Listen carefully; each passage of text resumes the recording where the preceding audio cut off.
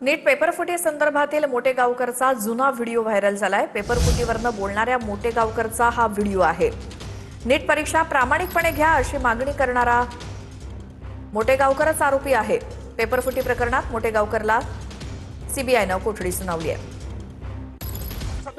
खूप मोठा अन्याय होते महाराष्ट्र विद्यार्थ्याला। यावर्षी आता आसाम दरवर्षी महाराष्ट्राने खूप असंख्य विद्यार्थी एम्स लागत होते, यावर्षी 25 मुलं बी लागतील का नाही की ते सगळे पेपर फुटे लागतील, ही अशी अवस्था आहे। ज्याला 720 मार्क आहेत तोही एम्स दिली लागणार नाही, हे सगळे पेपर फुटल्याशिवाय एवढे मार्क पडत नाही। खूप कारण बिहारमध्ये, राजस्थानमध्ये, हरियाणामध्ये FIR दाखल आहेत की पेपर फोडलेला, ते विद्यार्थ्यांचा पेपर फोडला, पोलिसांची कारवाई केलेली आणि तो पेपर तेवढ्याच मुलांनी वापरला का? खूप मुलापर्यंत हा पेपर पोहोचलेला आहे। म्हणून आम्ही औरंगाबाद संभाजीनगरच्या औरंगाबाद हायकोर्टमध्ये आम्ही ही दाद मागत आहोत आणि आम्हाला वन नेशन वन एक्झाम जर घ्यायची असेल तर खूप प्रामाणिकपणे घ्यावी, अन्यथा आमची CET खूप चांगली ही म्हणण्याची वेळ आहे।